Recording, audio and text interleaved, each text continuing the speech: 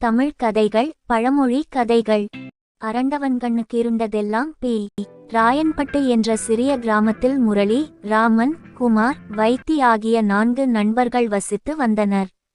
இவர்கள் எப்போதும் ஒருவருக்கொருவர் விட்டு கொடுத்து வாழ்ந்து வந்தனர். இவர்கள் 4 பேரும் சமூக சிந்தனை உடையவர்கள்.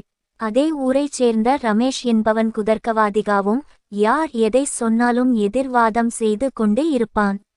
ஒரு சமயம் அந்த ஊரில் இளம் பெண் ஒருத்தி மரணம் அடைந்து விட்டாள். அதனால் அந்த ஊர் மக்கள் மாலை 6 மணிக்கெல்லாம் வீட்டிற்குள் சென்று விடுவார்கள். இப்படி இருக்கையில் ஒரு நாள் அந்த 4 நண்பர்களும் பேயை பற்றி விவாதித்துக் கொண்டு இருந்தனர். அப்போது ஏட்டிக்கு போட்டியாக பேசும் ரமேஷ் அங்கு வந்தான். அவன் பேய் என்பதெல்லாம் பொய், நான் இரவு நேரங்களில் எங்கு வேண்டுமென்றாலும் செல்வேன் என்றான். இதற்கு எவ்வளவு பந்தயம் என்றான். அதற்கு அந்த 4வரும் பந்தயமெல்லாம் வேண்டாம் என்றனர். இதை ஏற்காத ரமேஷ், உங்களுக்கு தைரியம் இல்லையென்று சொல்லுங்கள், அதனால்தான் பின் வாங்குகிறீர்கள் என்றான். அதற்கு அவர்கள் விபரீதமான பந்தயம் எதுக்குன்னுதான் என்றனர். இப்படிப்பட்ட விவாதம் பெரியவர்கள் முன்னிலையில் பந்தயமாக முடிந்தது. ஊரே 2 பட்டது. ஒரு தரப்பினர் பேய் இருக்கு என்றனர், இன்னொரு தரப்பினர் பேய் இல்லை என்றனர். மேலும் சிலர் இரு தரப்பையும் தூண்டிவிட்டு குளிர் காய்ந்தனர். ஒரு நாள் ஊர் மக்கள் ஒன்று சேர்ந்து ரமேஷிடம் அமாவாசை அன்று நள்ளிரவில் நீ மட்டும் தன்னந்தனியாக சுடுகாட்டிற்கு சென்று அந்த பெண்ணை புதைத்த இடத்தில் ஊர் மக்கள் கொடுக்கும் ஒரு குச்சியை அங்கு நாட்டி விட்டு வர வேண்டும் என்றனர். அப்படி நீ செய்துவிட்டால் நாங்கள் எல்லோரும் சேர்ந்து உனக்கு 1000 ரூபாய் தருகிறோம் என்றனர்.